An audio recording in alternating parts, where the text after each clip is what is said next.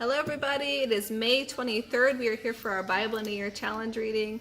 That is going to come from 1 Kings 9 through 10, Job 6, and Romans 2. Start with 1 Kings chapter 9. The Lord's response to Solomon. So Solomon finished building the temple of the Lord as well as the royal palace. He completed everything he had planned to do. Then the Lord appeared to Solomon a second time as he had done before at Gibeon. The Lord said to him, I have heard your prayer and your request. I have set apart this temple you have built so that my name will be honored there forever. I will always watch over and care for it. As for you, if you will follow me with integrity and godliness as David your father did, always obeying my commands and keeping my laws and regulations, then I will establish the throne of your dynasty over Israel forever. For I made this promise to your father David, you will never fail to have a successor on the throne of Israel. But if you or your descendants abandon me and disobey my commands and laws, and if you go and worship other gods, then I will uproot the people of Israel from this land I have given them. I will reject this temple that I have set apart to honor my name. I will make Israel an object of mockery and ridicule among the nations. And though this temple is impressive now, it will become an appalling sight for all who pass by.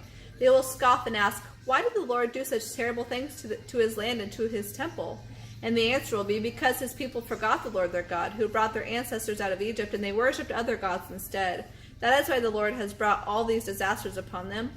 Solomon's agreement with Hiram. Now at the end of the 20 years during which Solomon built the temple of the Lord and the royal palace, Solomon gave 20 towns in the land of Galilee to King Hiram of Tyre as payment for all the cedar and cypress, lumber, and gold he had furnished for the construction of the buildings.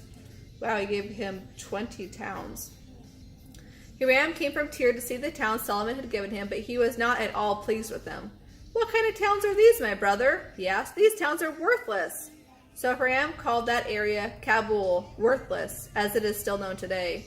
Hiram had sent Solomon 9,000 pounds of gold. Wow. Solomon's many achievements. This is the account of the forced labor that Solomon conscripted to build the Lord's temple, the royal palace, the Millo, the wall of Jerusalem, and the cities of Hazor, Megiddo, and Gezer. The king of Egypt had attacked and captured Gezer, killing the Canaanite population and burning it down. He gave the city to his daughter as a wedding gift when she married Solomon. So Solomon rebuilt the city of Gezer. He also built up the towns of Lower Beth-Horon, Baalath, and Tamar in the desert within his land. He built towns as supply centers and constructed cities where his chariots and horses could be kept. He built to his heart's content in Jerusalem and Lebanon and throughout the entire realm.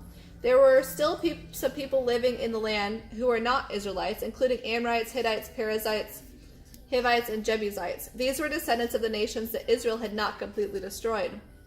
So Solomon conscripted them for his labor force, and they serve in the labor force to this day. But Solomon did not conscript any of the Israelites for forced labor.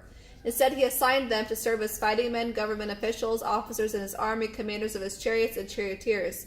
He also appointed 550 of them to supervise the various projects. After Solomon moved his wife, Pharaoh's daughter, from the city of David to the new palace he had built for her, he constructed the Millo. 3 times each year, Solomon offered burnt offerings and peace offerings to the Lord on the altar he had built. He also burned incense to the Lord, and so he finished the work of building the temple. Later, King Solomon built a fleet of ships at Ezion-Geber, a port near Elath, in the land of Edom, along the shore of the Red Sea. Hiram sent experienced crews of sailors to sail the ships with Solomon's men. They sailed to Ophir and brought back to Solomon some 16 tons of gold. Wow, 16 tons. Okay, and then chapter 10, the Queen of Sheba's visit. When the Queen of Sheba heard of Solomon's reputation, which brought honor to the name of the Lord, she came to test him with hard questions. She arrived in Jerusalem with a large group of attendants and a great caravan of camels loaded with spices, huge quantities of gold, and precious jewels. When she met with Solomon, they talked about everything she had on her mind. Solomon answered all her questions. Nothing was too hard for the king to explain to her.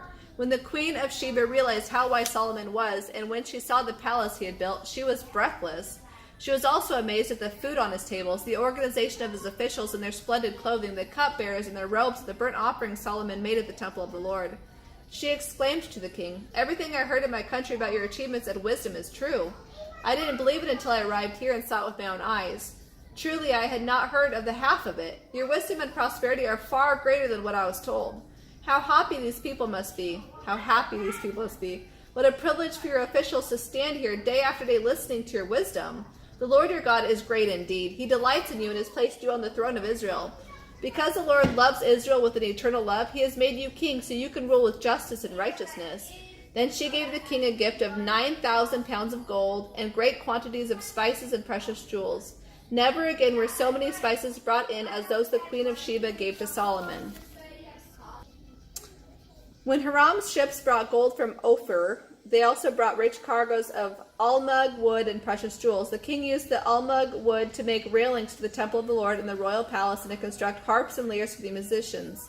Never before or since has there been such a supply of beautiful almug wood.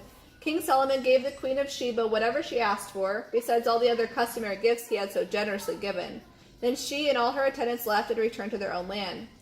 Solomon's wealth and splendor. Each year Solomon received about 25 tons of gold. This did not include the additional revenue he received from merchants and traders, all the kings of Arabia and the governors of the land. King Solomon made 200 large shields of hammered gold, each containing over 15 pounds of gold.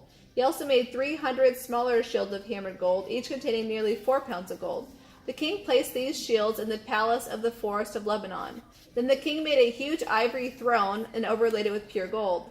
The throne had 6 steps and a rounded back. On both sides of the seat were armrests with the figure of a lion standing on each side of the throne. Solomon made 12 other lion figures, one standing on each end of each of the 6 steps. No other throne in all the world could be compared with it. All of King Solomon's drinking cups were solid gold, as were all the utensils in the palace of the forest of Lebanon. They were not made of silver because silver was considered of little value in Solomon's day. The king had a fleet of trading ships that sailed with Hiram's fleet. Once every 3 years a ship returned, loaded down with gold, silver, ivory, apes, and peacocks. So King Solomon became richer and wiser than any other king in all the earth. People from every nation came to visit him and to hear the wisdom God had given him. Year after year, everyone who came to visit brought him gifts of silver and gold, clothing, weapons, spices, horses, and mules. Solomon built up a huge force of chariots and horses. He had 1,400 chariots and 12,000 horses. He stationed many of them in the chariot cities and some near him in Jerusalem. The king made silver as plentiful in Jerusalem as stones, and valuable cedar wood was as common as the sycamore wood that grows in the foothills of Judah. Solomon's horses were imported from Egypt and from Sicilia. The king's traders acquired them from Sicilia at the standard price. At that time, Egyptian chariots delivered to Jerusalem could be purchased for 600 pieces of silver, and horses could be bought for 150 pieces of silver. Many of these were then resold to the kings of the Hittites and the kings of Aram. Okay. Now Job 6. Job's second speech, a response to Eliphaz. Then Job spoke again. If my sadness could be weighed and my troubles be put on the scales, they would be heavier than all the sands of the sea. This is why I spoke so rashly. For the Almighty has struck me down with his arrows. He has sent his poisoned arrows deep within my spirit. All God's terrors are arrayed against me. Don't I have a right to complain? Wild donkeys bray when they find no green grass, and oxen low when they have no food.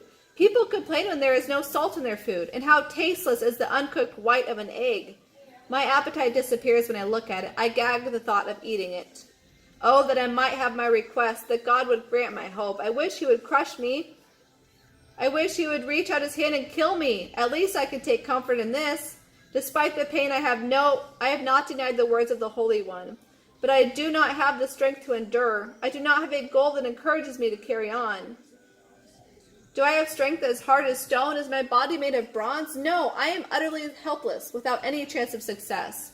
One should be kind to a fainting friend, but you have accused me without the slightest fear of the Almighty. My brother, you have proved as unreliable as a seasonal brook that overflows its banks in the spring when it is swollen with ice and melting snow. But when the hot weather arrives, the water disappears. The brook vanishes in the heat. The caravans turn aside to be refreshed, but there is nothing there to drink, so that they perish in the desert. With high hopes, the caravans from Tema and from Sheba stop for water, but finding none, their hopes are dashed. You, too, have proved to me to be of no help. You have seen my calamity, and you are afraid. But why? Have I ever asked you for a gift? Have I begged you to use any of your wealth on my behalf? Have I ever asked you to rescue me from my enemies? Have I asked you to save me from ruthless people? All I want is a reasonable answer. Then I will keep quiet. Tell me, what have I done wrong? Honest words are painful, but what do your criticisms amount to? Do you think your words are convincing when you disregard my cry of desperation? You would even send an orphan into slavery or sell a friend. Look at me. Would I lie to your face? Stop assuming my guilt, for I am righteous. Don't be so unjust. Do you think I am lying? Don't I know the difference between right and wrong? Okay, and Romans 2.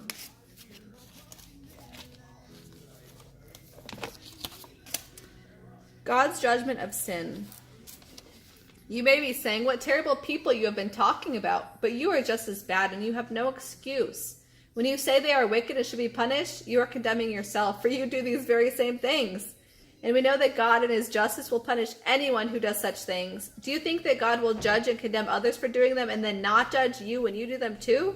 Don't you realize how kind, tolerant, and patient God is with you? Or don't you care? Can't you see how kind he has been in giving you time to turn from your sin? But no, you won't listen. So you are storing up terrible punishment for yourself because of your stubbornness and refusing to turn from your sin. For there is going to come a day of judgment with God, when God, the just judge of all the world, will judge all people according to what they have done. He will give eternal life to those who persist in doing what is good, seeking after the glory and honor and immortality that God offers. But he will pour out his anger and wrath on those who live for themselves, who refuse to obey the truth and practice evil deeds. There will be trouble and calamity for everyone who keeps on sinning, for the Jew first and also for the Gentile.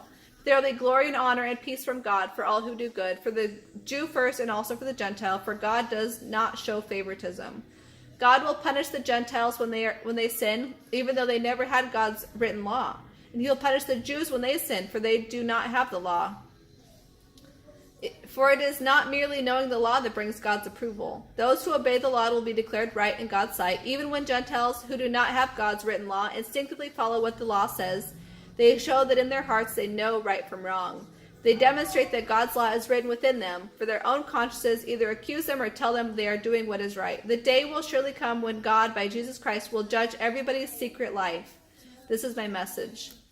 The Jews and the law. If you are a Jew, you are relying on God's law for your special relationship with him. You boast that all is well between yourself and God. Yes, you know what he wants. You know right from wrong because you have been taught his law. You are convinced that you are a guide for the blind and a beacon light for people who are lost in darkness without God. You think you can instruct the ignorant and teach children the ways of God. For you are certain that in God's law you have complete knowledge and truth. Well then, if you teach others, why don't you teach yourself? You tell others not to steal, but do you steal? You say it is wrong to commit adultery, but do you do it? You condemn idolatry, but do you steal from pagan temples? You are so proud of knowing the law, but you dishonor God by breaking it. No wonder the scriptures say, the world blasphemes the name of God because of you. The Jewish ceremony of circumcision is worth something only if you obey God's law. But if you don't obey God's law, you are no better off than an uncircumcised Gentile. And if the Gentiles obey God's law, won't God give them all the rights and honors of being his own people? In fact, uncircumcised Gentiles who keep God's law will be much better off than you Jews who are circumcised and know so much about God's law but don't obey it. For you are not a true Jew just because you were born of Jewish parents or because you have gone through the Jewish ceremony of circumcision. No, a true Jew is one whose heart is right with God. And true circumcision is not a cutting of the body, but a change of heart produced by God's Spirit. Whoever has that kind of change seeks praise from God, not from people. Good stuff. That is all for today's reading. Thank you for joining me, and I will see you next time.